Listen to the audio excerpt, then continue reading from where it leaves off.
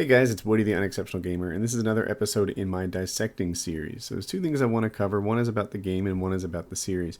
The Dissecting series is a set of games where I look at some great players and try and figure out how they do the amazing things that they do. I've done Hutch, I've done Only Use Me Blade, I've done Sandy Ravage, I just recently did Mark of J, and today I'm doing Vikkstar123. Wait till you see this game, it's absolutely unbelievable. Along those lines of the unbelievableness of this game, I didn't want anyone to accuse Vikkstar of it being a setup game. If you watch it, you'll see that the other guys are shooting back, and that a lot of guys rage quit in this game and get replaced with different players. You can go to his file share, you can look at this game from the perspective of other players. It's in there, and you'll see that it's not a setup game. It is just a game where he did unbelievably well. So let's take a look at how he did it. So right off the bat, he instructs his team to go and hide. His entire team is running Ghost and Ninja, and they're basically not playing. He's playing this game 1-on-6. Although at different points in the games, I think it feels more like 1-on-3, 1-on-4, because people rage quit while they're playing. There's just no way that you can get 75 kills if you're competing with your own team for those kills. I've decided to take the first kill in the game and slow it down. What you're going to see is Vikkstar leave his sprint as he goes around the corner, while his enemy does the opposite. He'll get his first hit marker on this guy even before they pass. His enemy takes out the knife, but his knife is too late because he was caught in a sprint, and then he finishes off that kill. Vikkstar was pretty lucky to survive that. Now, we all know in Call of Duty, if you bring a knife to a gunfight, you're usually in pretty good shape. But for whatever reason, it worked out just fine for him. He was also lucky right off the bat. They put a spawn nade over and hit him by fountain, and he got wounded, but he didn't die. So at this point in the game, things are going pretty well for him. Because he has a silencer, the enemy seems to have no idea where he is, and he'll get another kill here. There we go. Now he's 5 kills into this game, and nobody has fired back at him yet. Now he's 6 and 7 kills into this game, and so far he's managed to catch every single opponent, from the back or from the side. Claymore brings the 8. He has his SR-71 up, and he hasn't been shot yet. 9 kills, it keeps going. This man goes into the 30s without the enemy even getting, I think maybe one time they get significant shots on target. And outside of that, time and time again, he's flanking them from the side, flanking them from the back. And that's one thing I've noticed as I do these Dissecting the Great series, that it's not that these guys try to win 30, 40, or even the lower numbers, 11, 15, one-on-one, front-on-front gunfights. Instead, they manage to find flanking routes. They manage to sneak around the back. If you're playing a rushing game and your idea is to rush straight into enemy gunfire, you're going to have an extremely hard time getting up to your 11 kill streak, and then having chopper gunners like this take it to be something better. Instead, what these guys do is they run around to the sides, they run around behind them. Sometimes their opening routes are mega aggressive. Why? Because people aren't expecting to be shot in the back in the first 10 seconds of the game. That's what the rushing stars do. That's what they take advantage of. And just again and again and again, that they shoot people from directions that they don't expect to be shot.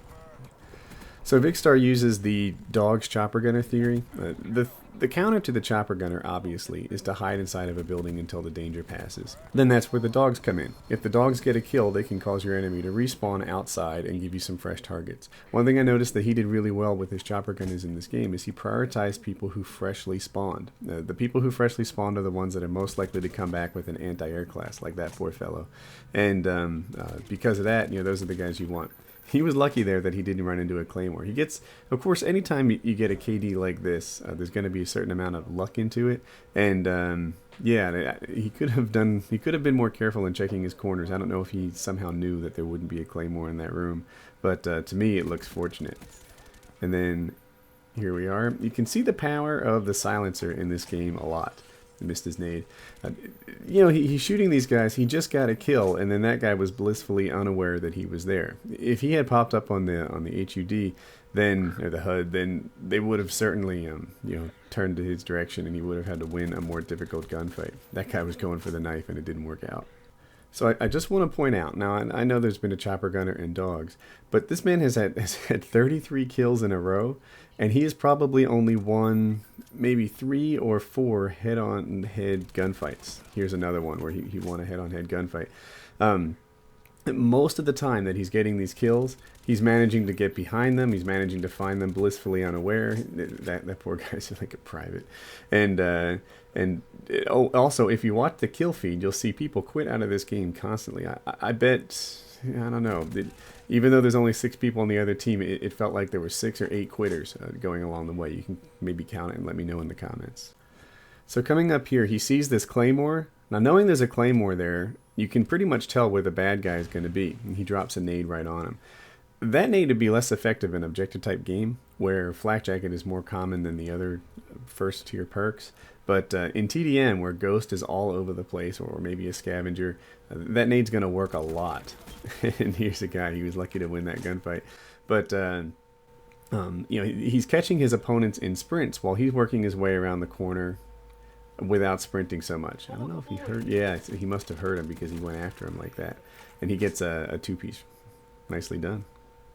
I enjoy doing these series because I get to see the different styles and what works for these great players. When I did Sandy Ravage, he was always making sure there was some piece of cover between him and the bad guy. There was always a car there. There was always a barrel there. And even though he was moving really aggressively and not camping, he was making sure that he was a really hard target to hit.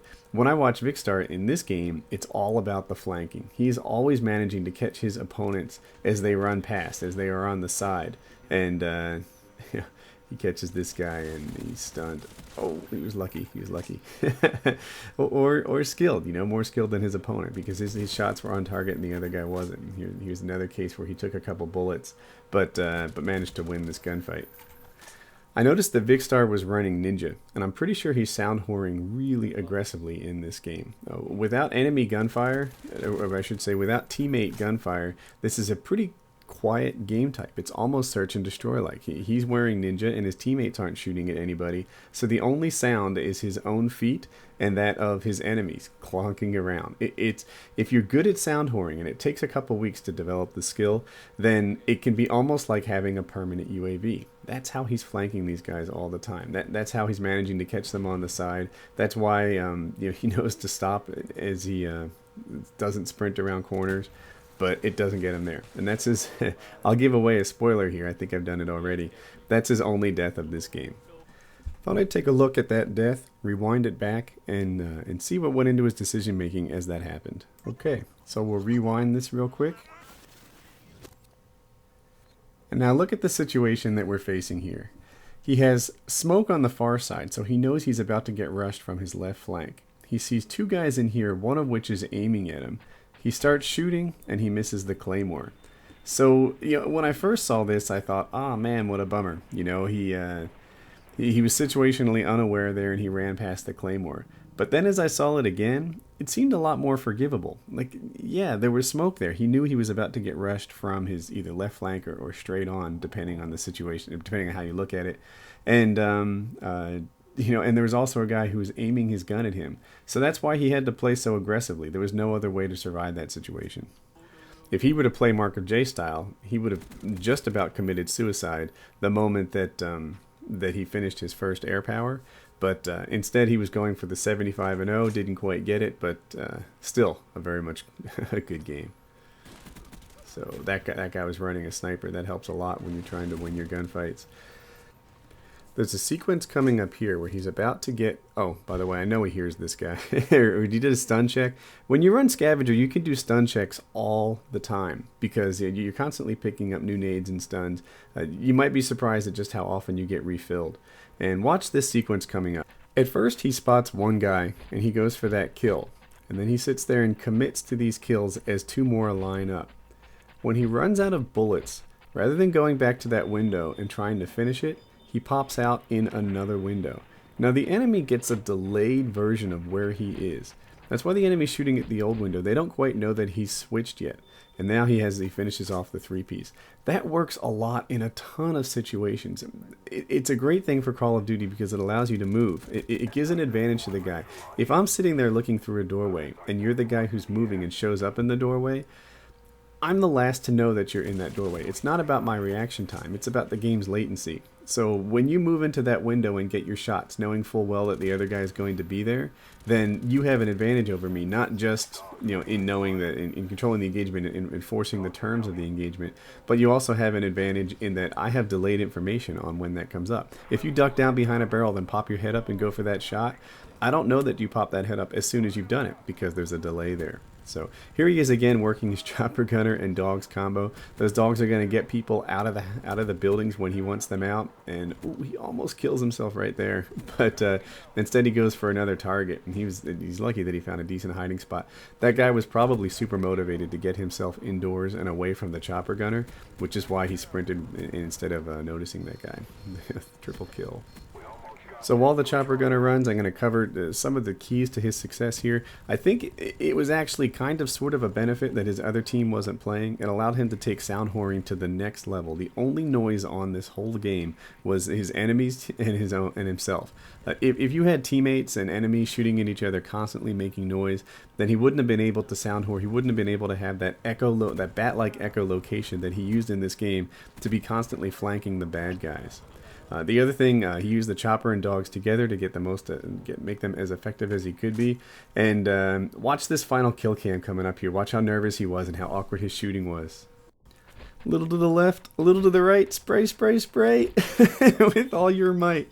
So that was it. An amazing score of 75-1.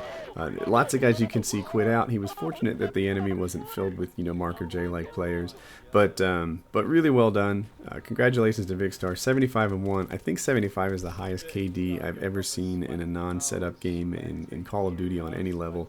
So congratulations. Check out Vikkstar. There'll be a link in the description to his channel. You can subscribe to him, and I hope that we all learned something from the game.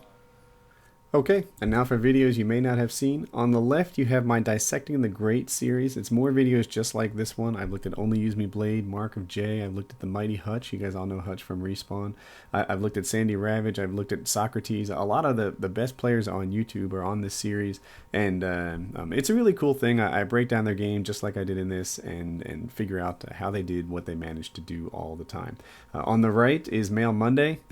There's a boy growing boobs who thinks he has cancer. There's an adult question, which is kind of cool, about some career advice.